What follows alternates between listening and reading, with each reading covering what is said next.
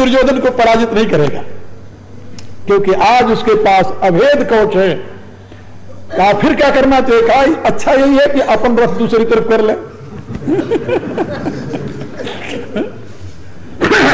अर्जुन कहता नहीं, ये तो मेरे व्रत के खिलाफ हो जाएगा, इससे तो मैं कायर समझा जाऊंगा। युद्ध करो, फिर युद्ध करो तुम, लेकिन युद्ध में आज तुम दुर्योधन को पराजित नहीं कर पाओगे। आज का युद्ध अनिर्णित रहेगा। दुर्योधन तुम्हें जीत नहीं सकता, लेकिन तुम दुर्योधन को आज पराजित नहीं कर पाओगे। और वही हुआ, उस दिन घमासान युद्ध हुआ और दुर्योधन अर्जुन से युद्ध करता रहा। अर्जुन के सारे जितने बड़े बड़े दिव्यास्त्र थे सबका प्रयोग उसने कर लिया, लेकिन उसके कवच को भेद नहीं सका, वो खड़ा हुआ। महाभारत की यह घटना बताती है कि गुरु पूजा और विप्र पूजा में कितनी शक्ति है। भगवान यहां कह रहे हैं कवच भेद विप्र गुरु पूजा। पहले विप्र पूजा, फिर बाद में गुरु पूजा। ऐसा क्यों कहा? गुरु की प्राप्ति तो कई कल्पों के पुण्य का परिणाम होता है। सही गुरु की प्राप्ति, काम चलाओ गुरु की बात अलग है, बिजनेसमैन गुरु की बात अलग है, आजकल के व्यापारी गुरु की बात अलग है, अंधविश्वास से किसी को गुरु मान लेना अलग है।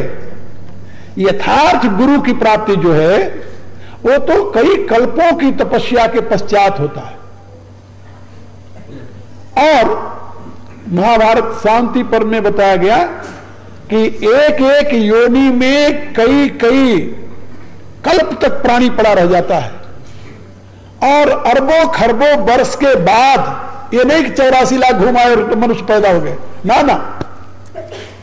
उसमें भीष्म पितामह बताते हैं कि एक एक योनि में कई बार तो पूरा कल्प बीत जाता है उसी योनि में, और जीव उस योनि से आगे नहीं बढ़ पाता। कई कल्पों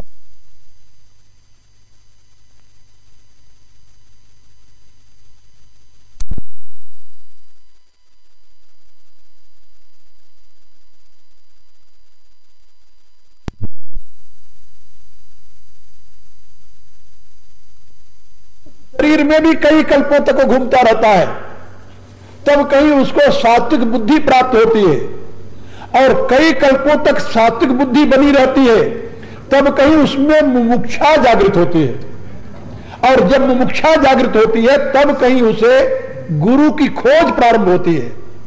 गुरु की खोज, और गुरु की खोज करने के पश्चात कई जन्म बीत जाते हैं, तब कोई सद्गुरु प्राप्त होता है।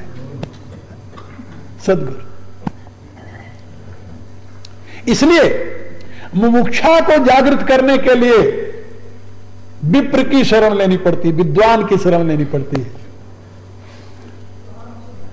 3 बातें अति आवश्यक है। 3 बातें,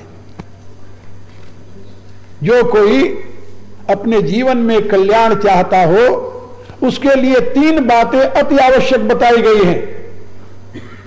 सबसे पहला शास्त्राध्ययन, शास्त्र श्रवण करने का अभ्यास, शास्त्र पढ़ने का अभ्यास। दूसरा, विद्वानों के चरणों में बैठ करके सुनने का अभ्यास। पहले तो विद्वान ही नहीं मिलते, विद्वान ही नहीं मिलते। विद्वान मिलना बड़ा मुश्किल है।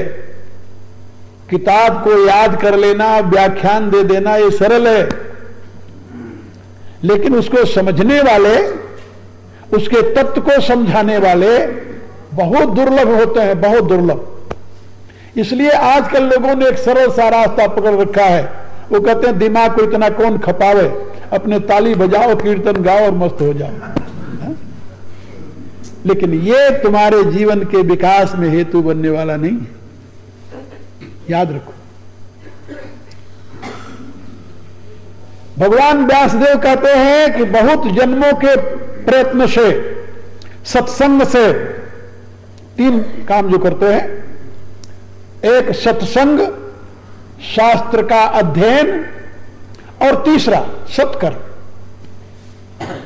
सत्कर्म में अपने आप को लगाए रखना। तो सत्कर्म, सत्संग और सत्शास्त्र का अध्ययन, ये 3 काम जो करने के अभ्यासी हो गए हैं, बहुत वर्षों बाद फिर उनमें मुमुक्षा जागृत होती है। मुमुक्षा, ये मुमुक्षा क्या बोला है? क्या मुमुक्षा है? मोक्ष की इच्छा। मोक्ष की इच्छा कोई सीधी बात नहीं, सरल सी बात नहीं। मुमुक्षा का लक्षण क्या है? पृथ्वी के सारे वैभव का तिनके के समान त्याग और स्वर्ग आदि नहीं, ब्रह्मलोक के सुख की भी इच्छा न रखना, यह मुमुक्षा का लक्षण है। अभी तो भगवान की उपासना करके हम कंकड़ पत्थर मांगने के लिए तैयार रह जाते हैं, उसी में लगे रहते हैं। हे परमात्मा मुझे ये दे दे, हे परमात्मा मुझे ये दे दे, हे परमात्मा मुझे ये दे दे। मेरे विचार से जो अपने घर का नौकर है ना, उसको भी इतनी आसानी से हम नहीं कहते कि मेरा ये काम कर दे, जितनी आसानी से हम भगवान को ऑर्डर देने लगते हैं। मैंने तुम्हें 1 बरस तक जल चढ़ाया है, एक गड़ुआ रोज चढ़ाते रहे शंकर जी पर, काम पूरा नहीं हुआ। जिस कामना से शंकर जी पर जल चढ़ाते रहे, कामना पूरी नहीं हुई, तुरंत बिगड़ गए, शंकर जी को 4 शब्द सुनाने लगे, 1 बरस तक तुम्हें जल पिलाया था, मेरा छोटा सा काम नहीं कर सका तुम। ये वृत्ति है, ये मुमुक्षा नहीं है। ईश्वर में विश्वास रखना मुमुक्षा का लक्षण नहीं, ईश्वर की पूजा करना मुमुक्षा का लक्षण नहीं, ईश्वर को मानना मुमुक्षा का लक्षण नहीं। तुम तो एक गरुआ जल चढ़ाते हो, रावण ने तो अपना सर काट कर चढ़ा दिया था, क्या उसे मुमुक्षु मान लोगे तुम? नहीं। मुमुक्षु का लक्षण है जिसको पृथ्वी का अकंटक राज मिलता हो, इसकी चाह तो दूर रही, स्वर्ग का आधिपत्य भी पाने की जिसकी लालसा न हो। महर्षि पतंजलि लिखते हैं, दृष्ट अनुश्रविक विषय विस्तृष्णस्य वशीकार संज्ञा वैराग्य। देखे हुए इस भूमंडल के सारे सुख और सुने हुए स्वर्गाद के सुख की जिसको चाह नहीं है, जो उससे भी विरत हो गया, वो मुमुक्षु है, उसे मुमुक्षु कहते हैं। दुनिया में मनुष्यों की 2 श्रेणियां हैं, बुभुक्षु और मुमुक्षु। बुभुक्षु वो हैं जिनको भोग की चाह है, यहां की नहीं, स्वर्ग का मिल जाए तो स्वर्ग के भोग के लिए यहां के भोग का त्याग कर देते हैं। यहां दान देने से स्वर्ग में अधिक मिलेगा, इसलिए यहां दान देते हैं। यहां यज्ञ करने से स्वर्ग में स्थान मिल जाएगा, इसलिए यहां यज्ञ करते हैं। यहां तपस्या करने से स्वर्ग में ब्रह्मलोक में स्थान मिलेगा, इसलिए तपस्या करते हैं। यानी यहां का सुख तो नाशवान है ही, हम इसकी अपेक्षा स्वर्ग के सुख को पाएंगे। तो स्वर्ग की कामना करने वाले भी बुभुक्षु हैं और मृतलोक की कामना करने वाले भी बुभुक्षु हैं। उनमें केवल क्वालिटी का अंतर है। क्वालिटी, यहां की क्वालिटी घटिया है क्योंकि थोड़े दिन का है, वहां की क्वालिटी बढ़िया है, जरा अच्छी है, लेकिन है बुभुक्षु। एक दिन मैंने बताया था कि मनुष्यों की बुद्धियों के 4 भेद हैं। आसुरी बुद्धि एक, दूसरी काम्य बुद्धि, तीसरी योग बुद्धि और चौथी सांख्य बुद्धि। ये 4 भेद हैं मनुष्य के बुद्धि के। इनमें से 2 मुमुक्षु हैं, 2 बुभुक्षु। जो आसुरी बुद्धि वाले हैं वो बुभुक्षु हैं, लेकिन वो संसार के भोग में लगे हुए हैं, बेईमानी करके, धोखाधड़ी करके किसी भी प्रकार के दुनिया के वैभव प्राप्त कर ले और उसका भोग करे। मरने के बाद किसने देखा कि स्वर्ग है कि नहीं है? यावत जीवेत सुखम जीवेत। अब ऋणम कृत्वा नहीं रहा, ना ना, अब तो किसी भी प्रकार से दूसरे का धन अपहरण करके सुख से जीने की जा रही। ये बुभुक्षु हैं, लेकिन ये हैं असुर वृत्ति वाले, और दूसरे देव वृत्ति वाले बुभुक्षु हैं जो कहते हैं कि नहीं हम तो धर्म का पालन करेंगे, यज्ञ करेंगे, तप करेंगे, दान करेंगे, अच्छा काम करेंगे जिससे मरने के बाद स्वर्ग में स्थान मिले। वो भी बुभुक्षु हैं, वो काम्य बुद्धि वाले हैं। और ये जो है ये असुर बुद्धि वाले हैं। और जो तीसरे हैं योग बुद्धि वाले और सांख्य बुद्धि वाले, वो बुभुक्षु हैं। उनको संसार की कोई जरूरत नहीं है, स्वर्ग की चाह भी नहीं है। अब वो केवल तत्वबोध के द्वारा आत्मस्वरूप में प्रतिष्ठित होने की चाह रखने वाले सांख्य मार्गी और परमात्मा की आराधना करते हुए परमात्मा को प्राप्त करने की चाह रखने वाले योग मार्गी। योग बुद्धि और सांख्य बुद्धि में यही भेद है दोनों मुमुक्षु। तो मुमुक्षा का जागरण होना बहुत ही दुष्कर है। और मुमुक्षा जब तक उदय नहीं होती तब तक गुरु की तलाश नहीं होती, तब तक गुरु की तलाश नहीं होती, और तब तक गुरु कृपा का वो भाजन भी नहीं बन पाता। यदि आप कहो कि गुरु की कृपा से हमें दुनिया की वस्तु मिल गई है, ये सुख मिला, ये सुख मिला, ये सुख मिला, तो याद रखना आपकी भ्रांति मात्र है। सही में यदि कोई गुरु है तो आपको दुनिया का वैभव नहीं देगा वो कभी, क्योंकि दुनिया के वैभव देने का अर्थ होता है दुनिया में फंसाना। गुरु तो दुनिया से उद्धार करने के लिए होता है या फंसाने के लिए होता है? गुरु दुनिया में फंसाता नहीं। इसलिए गुरु कृपा से दुनिया की वस्तु नहीं मिलती। और दुनिया की वस्तु के लिए यदि कोई गुरु कृपा कर रहा है तो गुरु नहीं है, सावधान हो जाना। गुरु जो है वो तो तुम्हारे अंतर के अंधकार को दूर करके परमात्मा से योग कराने के लिए है।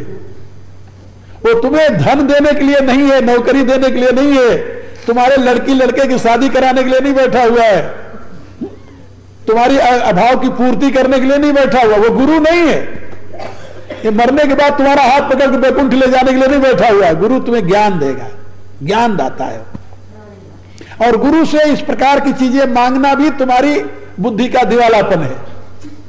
ये चीजें तुम्हारे प्रारब्ध से अपने आप मिल जाएंगी, इसके लिए गुरु से क्यों प्रार्थना करते हो तुम? आप आशीर्वाद दे दो मेरा ये काम हो जाए, तो गुरु का आशीर्वाद इतना सस्ता है, तुम इतने कीमत समझते हो गुरु के आशीर्वाद की? फिर तुम्हारी हो गई गुरु भक्ति। गुरु का यह काम नहीं है। गुरु तो तुम्हें तत्व ज्ञान देगा, और उस तत्व ज्ञान के प्रकाश में तुम्हारे अपने आप अंतर के अंधकार दूर होंगे और तुम अपने पूर्णत्व को प्राप्त करने के लिए आगे बढ़ोगे। गुरु का वही काम है, उससे अतिरिक्त और गुरु का कोई काम नहीं है। याद रखना मेरी बात। इसलिए गुरु से पहले विप्र, किसी विद्वान की शरण में जाओ, उसको विप्र कहते हैं। विद्वान की पूजा करोगे तो विद्वान तुम्हारे लिए धर्मशास्त्र की बात सुनाएगा, अच्छे काम में लगाएगा, ये काम करोगे तुम्हारा कल्याण होगा, ये काम करोगे तुम्हारा कल्याण होगा। ये विद्वान का काम है, तुम्हें बता देना। वो विप्र कहा जाता है, गुरु नहीं कहा जाता। तो पहले विप्र की कृपा होगी, तो विप्र की कृपा से तुम्हारे धर्म में निष्ठा होगी, तुम्हें पता चलेगा कि सत्य क्या है, असत्य क्या है। और फिर बाद में तुम गुरु की तलाश करोगे। जब गुरु कृपा हो गई फिर तुम्हें दुनिया की कोई वस्तु की जरूरत ही नहीं रह जाएगी। जो कुछ चल रहा है अपने आप चल रहा है। तुम्हें पता चल जाएगा कि ये प्रारब्धानुसार सब आता जाता है।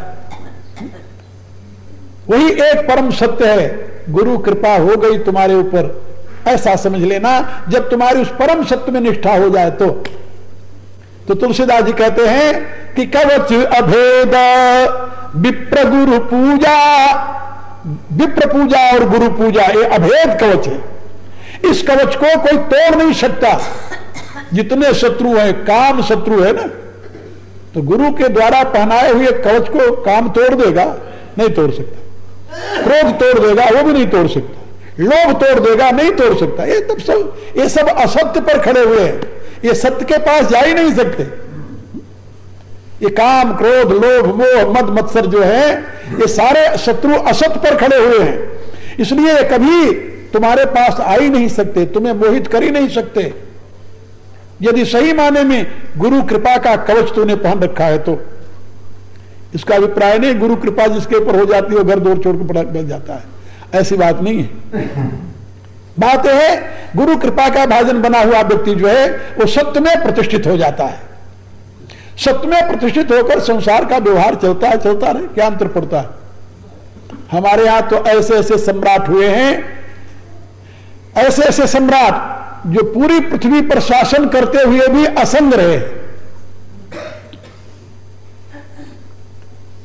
महाराज जनक कहते हैं महाभारत में कि सारी मिथिला को आग लग जाए तो मेरा कोई हानि नहीं है, और सारी मिथिला स्वर्ण से भर जाए तो मुझे कोई लाभ नहीं है, इससे मेरा हानि लाभ नहीं है। क्यों नहीं है? इसलिए कि मैं जानता हूं कि मैं जहां सत्य है वहां प्रतिष्ठित हूं, असत से मेरा कोई संबंध नहीं है। तो जो सत्य में प्रतिष्ठित हो जाता है, जो असत से विरत हो जाता है, ऐसा जो महापुरुष है वो गुरु कृपा का भाजन बन गया, ऐसा समझ लेना चाहिए। इसलिए भगवान कहते हैं कवच अभेद विप्र गुरु पूजा। अभेद कवच है, ये संसार के शत्रु, ये माया गुरु द्वारा पहनाए हुए कवच को भेद नहीं सकती। वो निश्चिंत रहता है, आराम से अपने रास्ते पर चला रहता है। यही सम विजय उपाय न दूजा, कहते हैं विजय के लिए इससे बड़ा और कोई उपाय नहीं है। आखिरी उपाय है गुरु पूजा। यहां पर गोस्वामी जी ने 24 गुणों का वर्णन किया है, 24 गुणों का, 24 गुणों का वर्णन किया है। और एक एक गुण को मैं एक एक घंटे की व्याख्या में समझाता तो 24 दिन लगते, और 24 दिन में समझाया होता तो पूरी बात समझ में आ जाती आप लोगों के। लेकिन थे मेरे पास 9 दिन, 9 दिन में भी बहुत बातें मैंने समझा दी। और जिस पुण्य आत्मा के प्रयत्न से ये सारा आयोजन हुआ, वो शरीर से तो सुनने के लिए नहीं रहा, लेकिन ये कथा मैंने 9 दिन तक उसी को सुनाई है। 9 दिन तक कथा उसी को सुनाई है, और इसमें जरा भी संदेह नहीं है कि वो सही में गुरु कृपा का पात्र रहा है। हमें याद नहीं है, इतने वर्षों से मेरे पास रहा वो, हमें याद नहीं है कि कभी आकर ये कहा हो कि अमुक मेरा काम हो जाता गुरुजी तो बहुत अच्छी बात है। हमेशा यही कहता रहा कि जो मिला हमें, हम उसमें बहुत प्रसन्न हैं गुरुजी। और जब उसकी 50 साल की आयु पूरी हुई तो मेरे पास आया, मेरे से कहने लगा अब मैं 50 का पूरा हो गया, अब बताओ मेरे लिए क्या आज्ञा है। मैंने अपने गले से माला निकाली, उसके गले में डाल दी, उनका ये तेरे लिए आज्ञा। और उस दिन से घर वाले बताते हैं कि रात में सोए सोए भी उसके हाथ में माला घूमती रहते थे। और ये उसके पुण्य का ही परिणाम समझ लीजिए। और इसलिए अचानक उसके शरीरावसान होने पर पहले तो एक बार हृदय मेरा हिल गया, और मैंने निश्चय किया कि मैं कथा नहीं करूंगा। फिर बच्चे रोने लगे और ये कहने लगे कि नहीं, आखिर समय तक वो 12 बजे रात तक यही कहते रहे कि गुरुजी का प्रोग्राम ऐसे होगा, ऐसे होगा, ऐसे करना है, ऐसे करना है, इसलिए ये प्रोग्राम तो करना ही चाहिए। मैंने भी विचार किया कि वो तो कथा सुन करके ही जाएगा यहां से, इसलिए 9 दिन की कथा उसे मैंने सुनाई। और मुझे विश्वास है कि भगवान के इस धर्मरथ में उपदेश को श्रवण करके उसी धर्मरथ पर सवार होकर के वो अपने लक्ष्य को प्राप्त करेगा, इसमें जरा भी संदेह नहीं। कवच अभेद विप्र गुरु पूजा, यही सम विजय उपाय न दूजा। संसार पर विजय प्राप्त करने के लिए इससे अतिरिक्त और कोई दूसरा साधन है ही नहीं। वेद में बताया गया नान्य पंथा विद्यते अनाय, इसके सिवा और कोई दूसरा रास्ता नहीं है। बिना गुरु कृपा के कोई भी व्यक्ति संसार शत्रु पर विजय प्राप्त नहीं कर सकता। याद रखो। इसीलिए रामायण में तुलसीदास जी ने लिखा, गुरु बिनु भवनिधि तरई न कोई, जो बिरंच शंकर सम होई। शंकर और ब्रह्मा के समान ही क्यों न हो, बिना गुरु कृपा के वो संसार सागर से पार नहीं जा सकता। गुरु पद क्या है? 2 मिनट में इसे भी सुन लो आप लोग। साधक जब साधना करता हुआ योगाभ्यास के प्रकाश में जब वो संप्रज्ञात समाधि में पहुंचता है, संप्रज्ञात समाधि में पहुंचने के पश्चात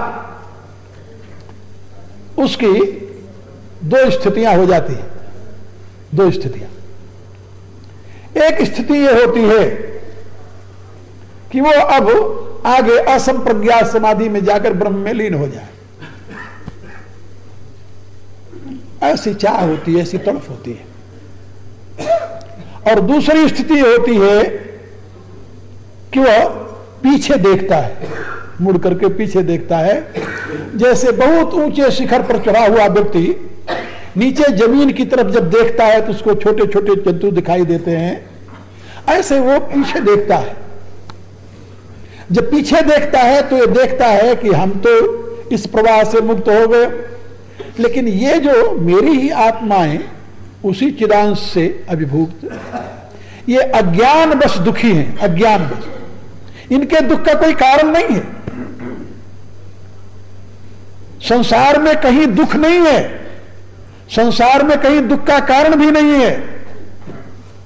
याद रख लो, दुख कहां होगा? पृथ्वी दुख में कारण नहीं बन सकती, जल दुख में कारण नहीं बन सकता, अग्नि दुख में कारण नहीं बन सकती, इसके बिना तुम्हारा जीवन ही नहीं है। तो वायु दुख में कारण बन जाएगी, ये भी नहीं बन सकती। तो आकाश, आकाश तो बेचारा किसी कुछ कहता ही नहीं, वो दुख में कैसे कारण बनेगा? अच्छा, इनके सिवा और कौन सा चीज है जो दुख देता है तुम्हें? है कोई वस्तु? ये सारा जगत जो है इन्हीं 5 तत्वों का प्रकट रूप है, और इन 5 तत्वों में कहीं दुख नहीं है, कहीं दुख नहीं है। ये सब तुम्हारे सुख के लिए है। ये परमात्मा की विभूतियां हैं। पृथ्वी परमात्मा की विभूति है, जल परमात्मा की विभूति है, अग्नि परमात्मा की विभूति है, वायु परमात्मा की विभूति है, आकाश तो उसका महाप्रकाश है ही। इसमें कहीं भी दुख नहीं है। फिर दुख कहां से आया? अज्ञान से, अंदर से। दुख बाहर नहीं है, अज्ञान में ही दुख है। पृथ्वी जल अग्नि वायु आकाश के संघात को जब हम अपना मानने लगते हैं तो वही दुख शुरू हो जाता है। जब कहते हैं मेरा नहीं है तो वही सुखी हो जाते हैं। दुख और सुख का इतना ही हेतु है। जहां आपने इस परमात्मा की विभूति को अपनी मानी, वही दुख तैयार हो गया। एक हमारे यहां संत हुए रहीम खान खाना, पहले वो नवाब थे, बाद में संत हो गए। उन्होंने एक दोहा लिखा कि रहीमन नारी गरीब की अपनी कहे न कोई, हरि पत्नी अपनी कहे क्यों न फजीहती हो। वो कहता है कि किसी गरीब की स्त्री को भी कोई नहीं कहता कि मेरी स्त्री है, लेकिन लोग भगवान की स्त्री, माया तो भगवान की पत्नी है ना, लक्ष्मी भगवान की पत्नी है, और उसको कहते हैं कि मैं लक्ष्मीपति बन जाऊं। अरे मूर्ख, भगवान की पत्नी का तू पति बनना चाहता है तो तेरे ऐसा मूर्ख और दुखी कौन होगा दुनिया में? हर पत्नी अपनी कहे क्यों न फजीहत हो। फिर वो फजीहत नहीं सहेगा, विपत्ति नहीं सहेगा, और क्या सहेगा? तो मैं आप लोगों को बता रहा था कि दुनिया में कहीं दुख नहीं है। दुख है अज्ञान में, अज्ञान में, और अज्ञान अंदर है, बाहर नहीं।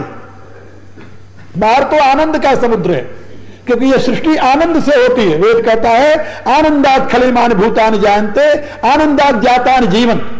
यह सृष्टि आनंद से प्रकट हुई है, आनंद में ही जी रही है, अंत में आनंद में ही लय हो जाएगी। आनंद के सिवा सृष्टि में कुछ नहीं है।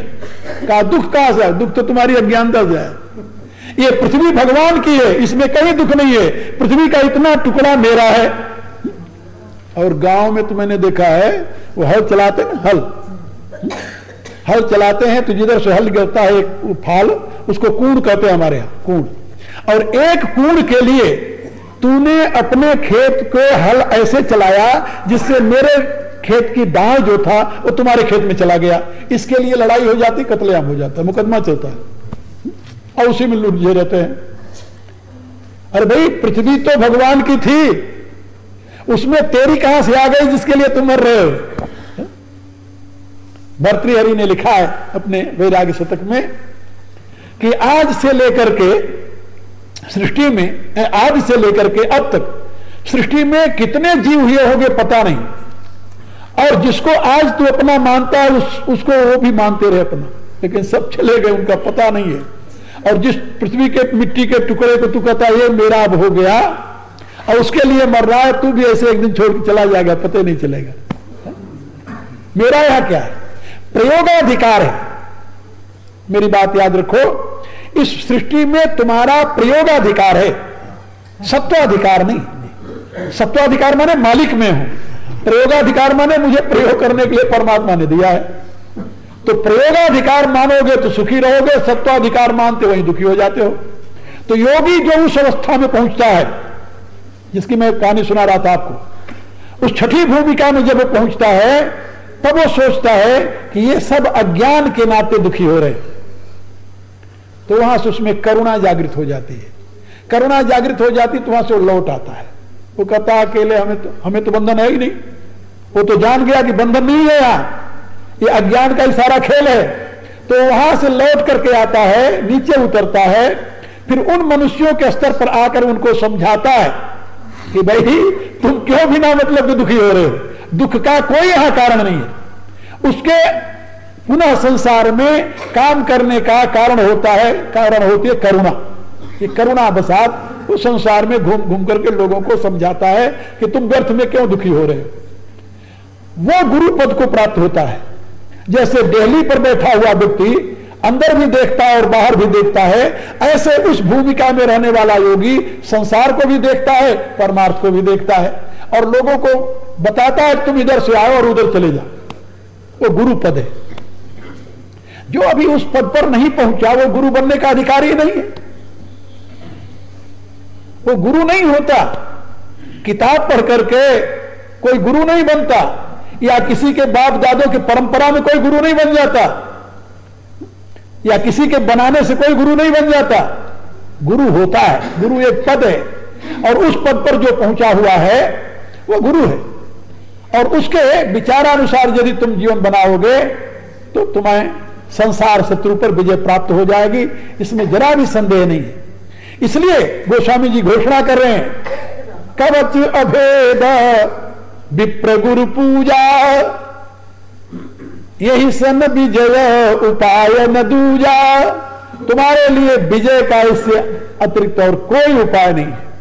भगवान कहते हैं सखा धर्म में असरथ जाके, जीतन कहना कतहूं रिपुता के। हे सखा, हे मित्र, जिस मानव के पास यह धर्म रथ है, जो मानव धर्म रूपी रथ पर सवार है, उसके जीतने के लिए दुनिया में कोई शत्रु नहीं है।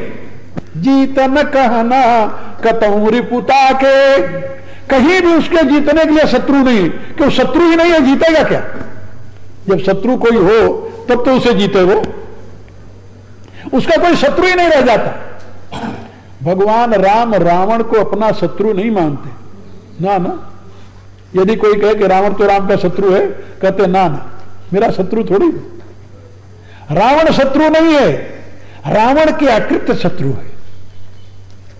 इसलिए भगवान कहते हैं, जब लंका में भेजते हैं ना अंगद को, अंगद बालितन है बुद्धि बल गुण धामा, लंका जाऊ तात मम कामा।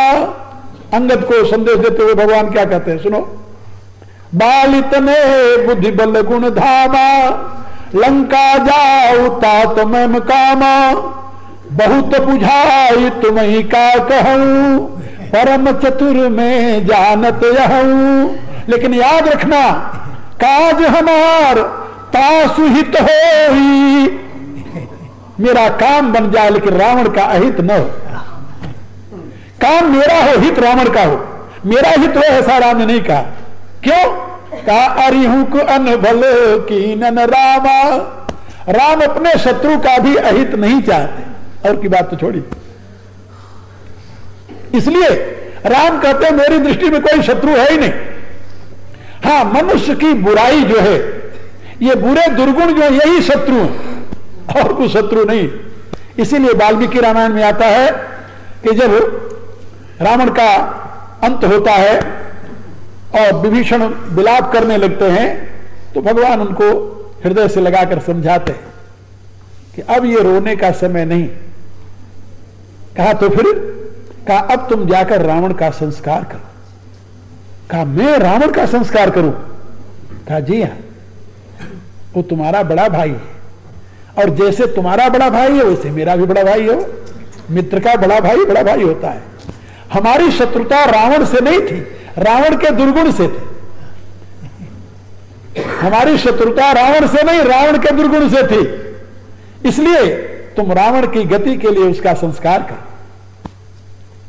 मेरे कहने का अभिप्राय, भगवान कहते हैं जो धर्म रूपी रथ के ऊपर सवार है उसको जीतने के लिए दुनिया में कोई शत्रु नहीं होता। सखा धर्म में असरथ जाके, जीतन कहना कतहु रिपुता के, महा अजय संसार रिपु। सबसे बड़ा शत्रु कौन है? कहा संसार। ये संसार है क्या जिसको शत्रु करें भगवान? संसार जानते किसे कहते हैं? ये संसार नहीं है, ना ना, ये तो जगत है। ये पृथ्वी, जल, अग्नि, वायु, आकाश, ये संसार नहीं, ये जगत है। जगत भगवान का बनाया हुआ है।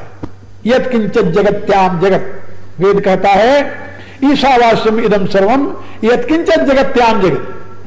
जो कुछ भी गतिशील आपको दृश्य दिखाई दे रहा है ये सब परमात्मा से परिपूर्ण है। ये परमात्मा का बनाया हुआ है, परमात्मा की विभूति है। एतावानस्य महिमा तो जायांस्य पुरुष, ये सब उसकी महिमा है। का फिर संसार क्या है? कहा इस परमात्मा की सृष्टि में जो तुमने अपनी सृष्टि बनाई है अज्ञान से, वो संसार है। और वो तुम्हारी सृष्टि तुम्हें दुख देती है, ये दुख नहीं देता। दुनिया में करोड़ों लोग रोज मरते हैं, रोज जन्मते हैं, किसके लिए तुम दुखी होते हो? सोचो, thousands born daily and thousand die. असंख्य व्यक्ति रोज मरते हैं और रोज जन्मते हैं, किसके लिए दुखी होते हो तुम? किसी के लिए नहीं। एक घटना एक बार एक महात्मा ने मुझे सुनाई। एक व्यक्ति कलकत्ता से आया, सेठ था, घर से शेखावाटी का रहने वाला था, वो कलकत्ता रहता था। बहुत वर्षों बाद कलकत्ता से वो आया, आकर शेखावाटी के किसी स्टेशन पर उतरा और वहां एक धर्मशाला थी, उसमें ठहर गया। और उस धर्मशाले में दूसरे कमरे में एक स्त्री अपना लड़का लेकर के, बीमार लड़का लेकर के बैठी थी, दुखी थी, रो रही थी। सेठ आकर वहां ठहर गया बगल में और रात भर वो लड़की स्त्री रोती रही और वो वहां रहा। और बल्कि अपने नौकरों से कहा कि कौन बार बार हमारी नींद को हराम कर रहा है, इसको मना करो। उठकर देखने नहीं आया कि कौन है, कैसे है, नहीं आया उठकर देखने। और बहुत वर्षों बाद, पहले मारवाड़ी लोग जब जाते थे ऐसे बहुत वर्षों बाद लौट करके आते थे, बिजनेस करते थे, तो उसने देखा तो नहीं लेकिन डांटता ही रहा अपने नौकर से। नौकर कई बार जाकर कहे उससे कि चुप हो जाओ, क्यों तुम रो रहे हो, हमारे सेठ को नींद नहीं आ रही है। वो स्त्री रो रही थी वहां बैठी। क्यों रो रही थी? उसका अपना लड़का था, उसकी मृत्यु हो गई थी उस धर्मशाले में और कोई था नहीं, वो लेकर उस बैठी हुई थी। सवेरा हुआ, जब सवेरा हुआ तो बाहर निकला वो, जब बाहर निकला तो उस स्त्री को देखा